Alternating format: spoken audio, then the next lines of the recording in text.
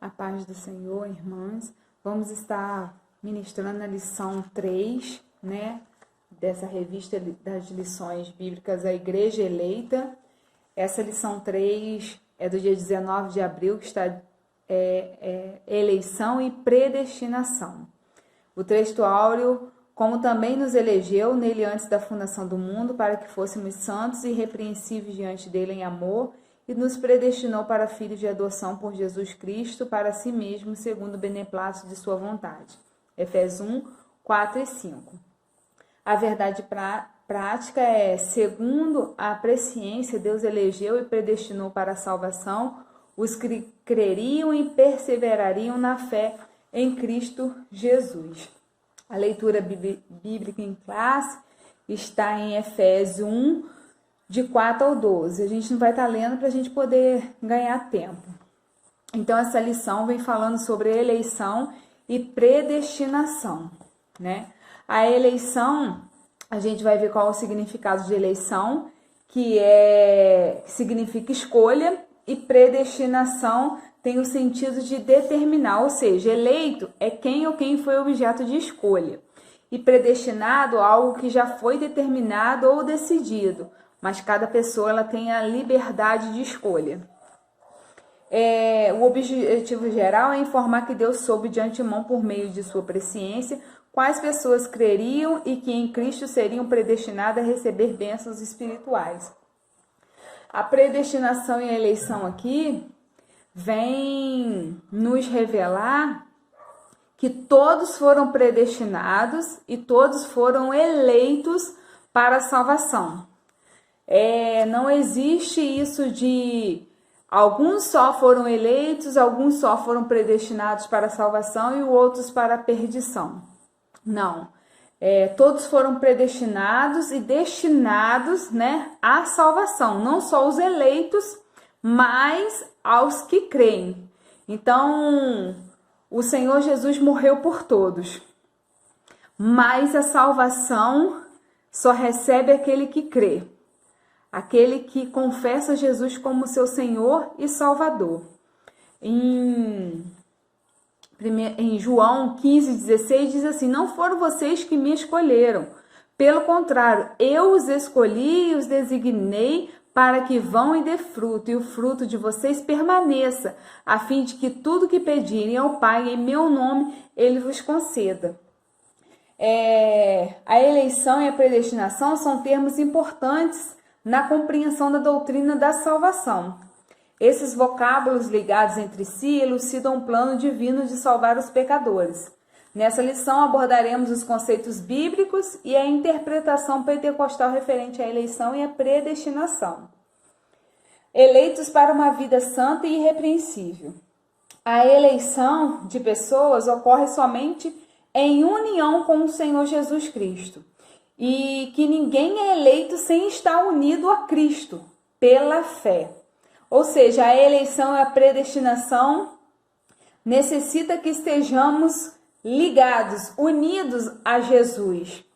E vem através da nossa fé, né? É pela fé. O conceito de eleição entre os pentecostais inclui a previsão de Deus quanto àquilo que o homem irá fazer com a sua própria liberdade, mas depende para a sua realização da graça soberana de Deus. Nesse sentido, não há nenhum conflito entre a soberania de Deus e a liberdade humana. O Senhor nos chamou à salvação. Ele nos dá esse direito, essa liberdade de escolha. Tanto que ele fala em Deuteronômio: escolha, pois, a vida, para que vivas. Né? Essa é a escolha que o Senhor nos concede.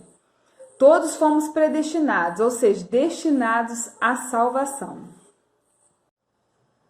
Em Romanos 10, do 9 ao 10, diz assim: a saber, se com a tua boca confessares ao Senhor Jesus e em teu coração creres que Deus o ressuscitou dos mortos, será salvo, visto que com o coração se crê para a justiça e com a boca se faz confissão para a salvação. Então o Senhor espera de cada um de nós que também façamos a nossa parte, né? aqui agora as condições da eleição. Vamos ver quais essas condições, né, para sermos eleitos. A eleição para a salvação em Cristo é oferecida a todos, ou seja, não diz que uns serão salvos e outros serão castigados. Não diz que uns foram eleitos e predestinados para a salvação e outros eleitos e predestinados para a perdição. E torna-se uma realidade para cada pessoa de acordo com o seu prévio arrependimento e fé. Efésios 2:8 diz assim: porque pela graça vocês são salvos, mediante a fé. E isto não vem de vocês, é dom de Deus. A graça que nós recebemos não é de nós mesmos, é de Deus. Somos salvos somente pela graça de Deus e não por nós mesmos. Não vem de nós sermos salvos, mas vem pela graça do Senhor, graça imerecida, a qual outrora éramos filhos da ira. Mas quando aceitamos ao Senhor Jesus como nosso Senhor e Salvador, nos transformamos em filhos de adoção do Senhor. Isso é muito, muito maravilhoso. Entretanto, esse meio não é meritório e ninguém pode cumpri-lo sem a graça de Deus, como eu falei. Não é pelo mérito de ninguém, é somente através pela graça do Senhor. Desse modo, fomos eleitos por iniciativa divina, por causa da graciosa obra de Cristo e não pelas nossas obras. Então, não vem de nós, para que ninguém venha se vangloriar, mas é de Deus. Deus oferece a salvação para todos, quer que todos os homens se salvem e venham ao conhecimento da verdade. 1 Timóteo 2,4 diz assim, que quer que todos os homens se salvem e venham ao conhecimento da verdade. Então, ele não elegeu uns para a salvação e outros para a condenação. A palavra é muito clara quando diz que quer que todos os homens, ele não diz só os que eu elegi, só os que eu predestinei, não. Ele diz que todos os homens se salvem e venham ao conhecimento da verdade. Essa é a vontade do Senhor, que todos se salvem e conheçam a verdade. A verdade é qual é? A palavra do Senhor. Porque quando nós conhecemos a verdade, conhecemos a palavra, nós passamos a conhecer a vontade de Deus para as nossas vidas e tentamos vivê-la, porque por nós mesmos nós não conseguimos. Se não fosse o Espírito do Senhor nas nossas vidas, nós não conseguiríamos viver na presença do Senhor. Como eu falei que a gente vai falar a respeito da declaração arminiana e calvinista, né? Então, a declaração arminiana afirma que Cristo, Salvador do mundo, morreu por todos e por cada um dos homens, de modo que obteve reconciliação e remissão dos pecados por sua morte na cruz. Porém, ninguém é realmente feito participante dessa remissão. Esse entendimento equivale a acreditar na revelação contida na Bíblia Sagrada, isto é, que Deus amou o mundo e enviou seu Filho para que todo aquele que nele crê não pereça, mas tenha vida eterna. Então a palavra do Senhor nos diz que para ter a vida eterna temos que crer.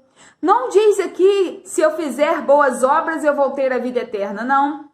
A palavra do Senhor é muito clara, que diz que é todo aquele que nele crê. Ele veio para todos, ele enviou o Filho dele para que todos se salvem, mas só serão salvos aqueles que crerem, que aceitarem o Senhor Jesus como Senhor e Salvador das nossas vidas.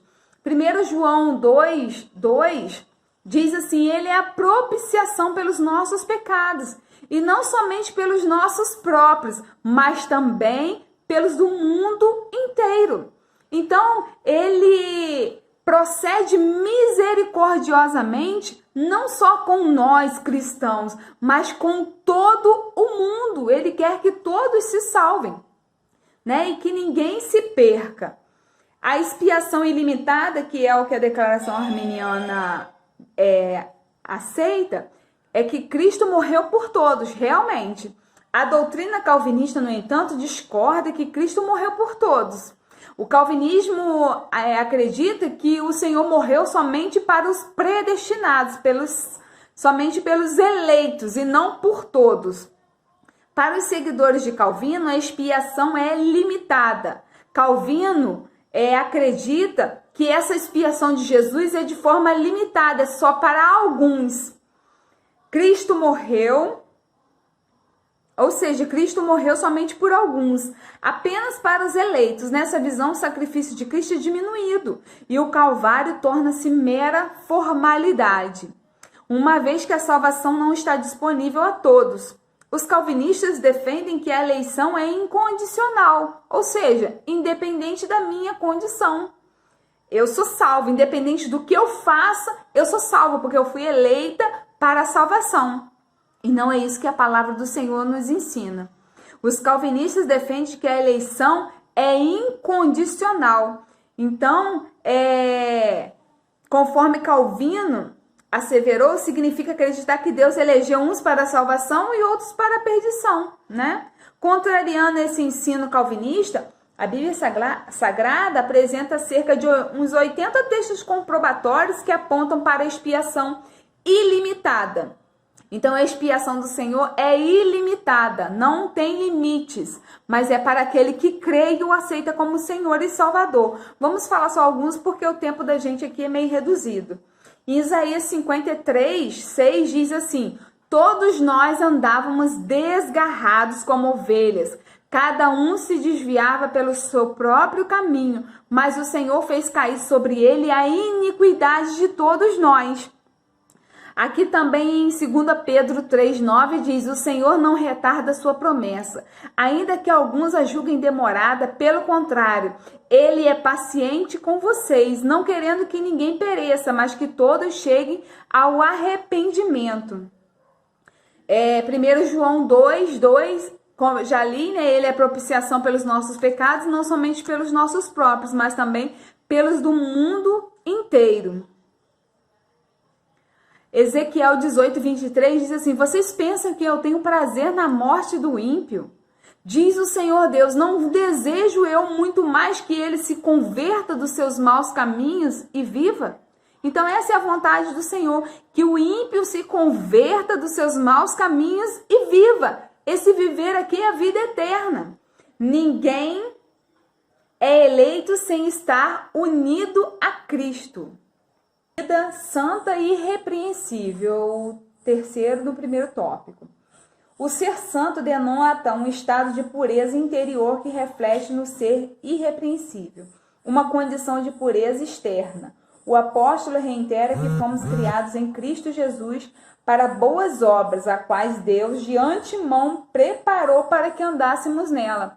Ou seja, o Senhor nos elegeu, né, para a salvação, mas também requer de cada um de nós que vivamos uma vida em pureza, uma vida santa, irrepreensível, santificando, que o Senhor venha nos santificar todos os dias.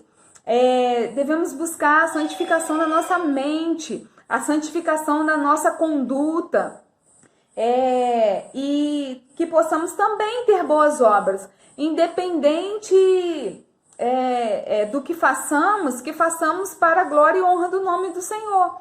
Porque não seremos salvos pelas obras, mas os salvos, eles praticam boas obras. Então isso daí é um caráter, né, daquele que é salvo, daquele que aceitou Jesus, daquele que procura viver uma vida em santidade.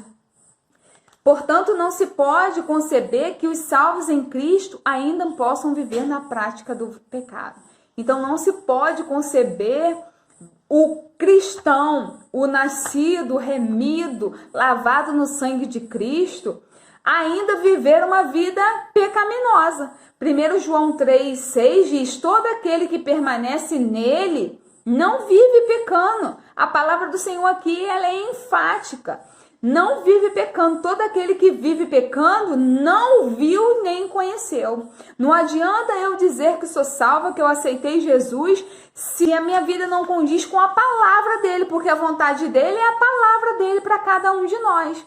Então, nós temos, como eu sempre falo na escola bíblica, o nosso manual, que é a palavra do Senhor, que nos orienta a vivermos de forma a agradar ao Senhor e a permanecer salvos, porque a salvação pode sim ser perdida. Não existe aquilo uma vez salvo, salvo para sempre. Não é que aquele que foi eleito para ser salvo, ele possa fazer o que ele quiser e ele vai continuar a ser salvo. Não é bem assim que funciona, não. A palavra do Senhor, ela nos orienta que nós devemos permanecer buscando a nossa salvação todos os dias. Em Apocalipse diz que aquele que vencer receberá a coroa da vida. Então quem vence é aquele que é salvo. Se eu não permanecer fiel ao Senhor, permanecer firme em suas promessas, tendo uma vida digna de glorificar o nome dele, eu vou perder a minha salvação. A salvação pode sim ser perdida. Nessa nova vida, segundo as revelações das Escrituras, o crente salvo deve pautar as suas atitudes segundo a moral bíblica, como eu estava falando, baseado na integridade e não de acordo com o contexto social em que está inserido. Ou seja, a gente tem a nossa vida baseada na integridade. A integridade a gente aprende na palavra do Senhor e não com o que o mundo nos ensina.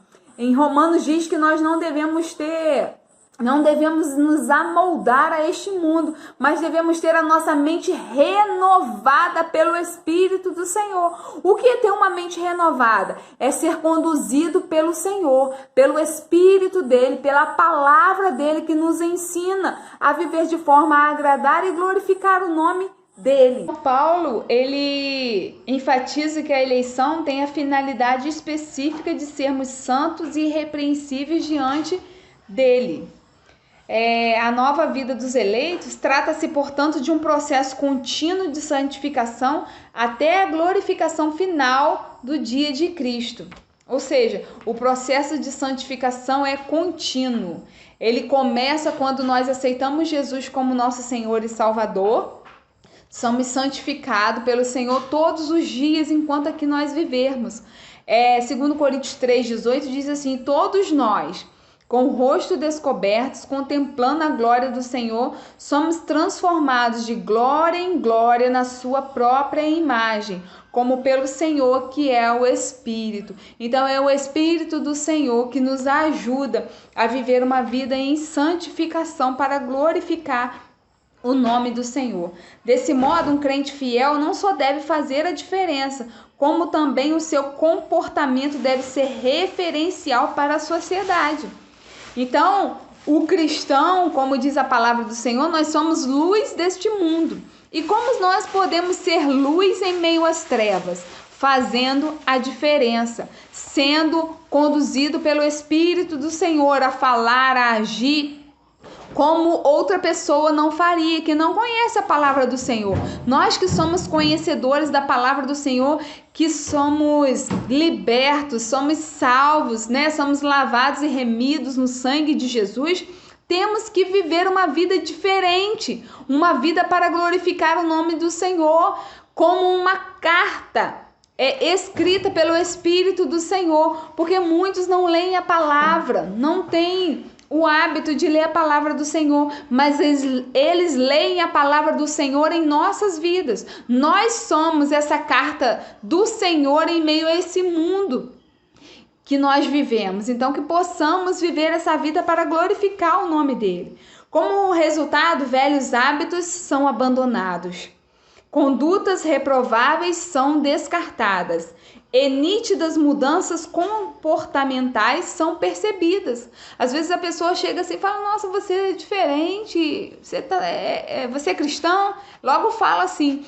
Por quê? Porque vê o brilho do Espírito, vê a mudança, a transformação que tem que acontecer. Eu não posso continuar sendo a mesma pessoa depois que eu aceitei o Senhor Jesus como meu Senhor e Salvador. Então eu sou transformado de glória em glória, para que eu reflita a imagem do Senhor aonde eu estiver. Assim, aqueles que desenvolvem a nova natureza de Cristo adquirem caráter que não somente perdura, como também transforma. Então, esse caráter do Senhor vem transformar a nossa vida para glorificar o nome dele. Predestinados para filhos de adoção. A predestinação se aplica aos propósitos de Deus inclusos na eleição, que a eleição é a escolha feita por Deus em Cristo de um povo para si mesmo, e que a predestinação abrange o que acontecerá ao povo escolhido de Deus. Então, nós somos chamados de filhos por adoção. Como eu disse antes, outrora éramos chamados de filhos da ira, mas hoje somos chamados de filhos por adoção. Fomos adotados pelo Senhor. Romanos 8, 29 diz assim: porque os que dantes conheceu, também os predestinou para serem conformes à imagem de seu Filho, a fim de que ele seja o primogênito entre os mortos. Gálatas 4, 6, 7 diz assim: e porque sois filhos, Deus enviou aos nossos corações o Espírito de seu Filho, que clama, Abba, Pai. Assim que já não és mais servo, mas filho, e se és filho, és também herdeiro de Deus por Cristo Jesus. Paulo é o único escritor no Novo Testamento que emprega esse termo adoção. Então, no Novo Testamento, só ele fala de adoção. João, ele não vai falar sobre adoção, ele vai falar sobre a filiação divina. João 1, do 11 ao 12.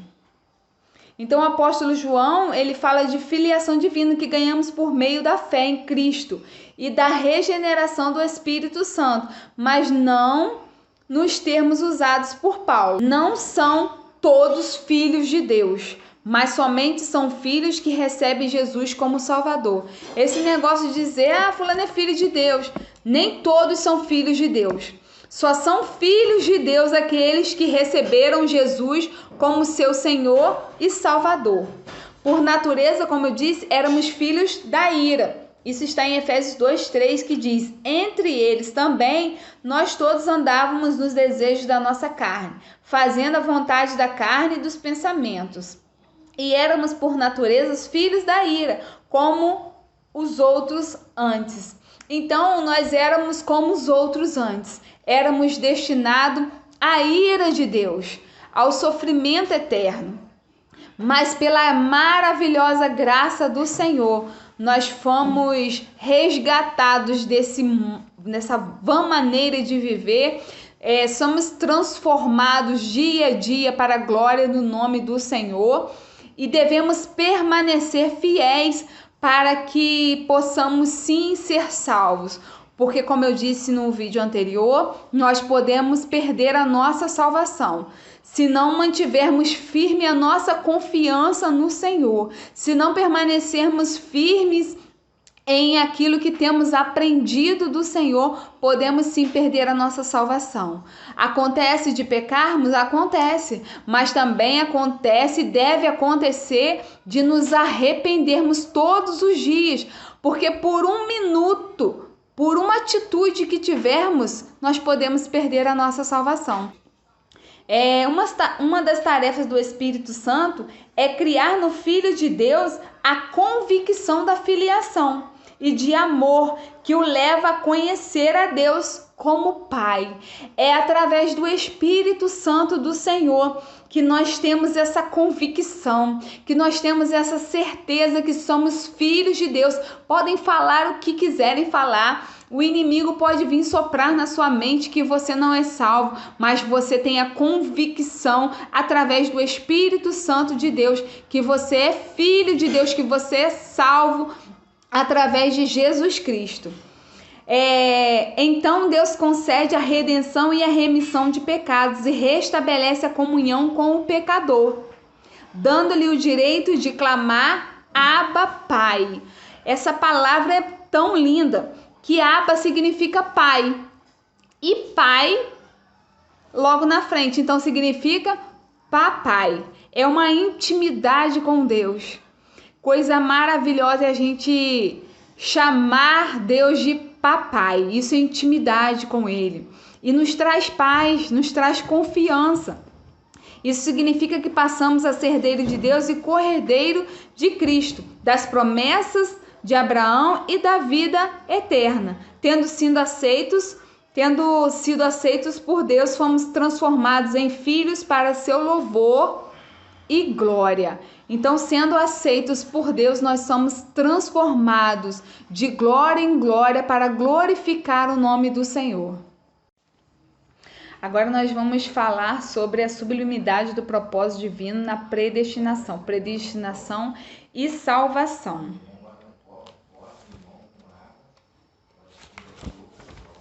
Como Deus pode ser considerado um justo juiz se ele condena o réu previamente? Como pode ser considerado benigno se ele julga com parcialidade, permitindo que pelo mesmo erro uns sejam absolvidos e os outros condenados?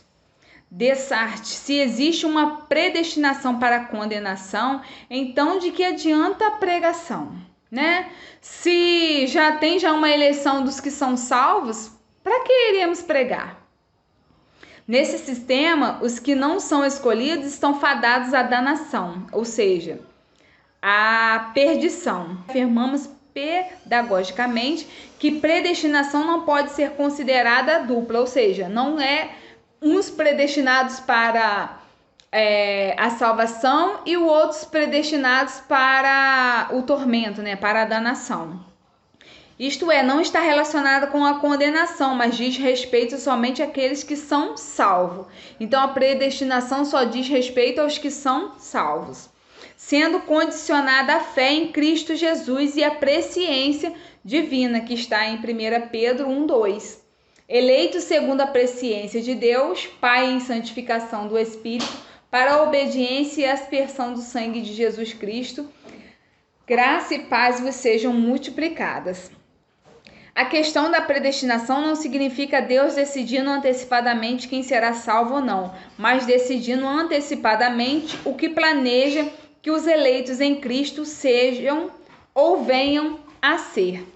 A predestinação e o amor. Antes da criação de qualquer coisa, o plano divino de redimir a humanidade e definir o destino dos crentes já estava estabelecido. Por conseguinte, a redenção não foi uma medida emergencial, pelo contrário, esse era o plano imutável do amor de Deus desde sempre, como eu falei anteriormente. Por conseguinte, a sublimidade dos propósitos eternos em promover a salvação está no amor de Deus. 1 João 4, 10 e 19. 4:10 diz assim: nisto está a caridade, não em que nós tenhamos amados a Deus, mas que ele nos amou e enviou seu Filho para a propiciação pelos nossos pecados. O 19 diz assim: nós amamos porque ele nos amou primeiro. Foi por amor que fomos eleitos por Deus e predestinados em Cristo. Isso implica dizer que o favor imerecido é a fé necessária para crer e o uso do livre-arbítrio para responder ao chamado. Tudo isso provém do amor de Deus. Não obstante, os que achegam a Cristo não são coagidos, mas atraídos a Ele. Então nós não somos coagidos a ir a Cristo, mas somos atraídos pelo teu amor, somos atraídos pela graça que Ele nos concede. Em João 12:32 diz assim: e eu quando for levantado, Jesus dizendo, e eu quando for levantado da terra, todos atrairei a mim. Foi por amor que fomos eleitos por Deus e predestinados em Cristo. Isso implica em favor merecido. A fé é necessária para crer, porque sem a fé a gente não tem como crer. Porque a fé é o firme fundamento das coisas que se esperam. E o uso do livre-arbítrio para responder ao chamado. Ele nos dá o livre-arbítrio para respondermos ao chamado da graça, da salvação que Ele nos concede. Que o Senhor abençoe a todos e que em breve nós possamos estar juntas ali na escola bíblica.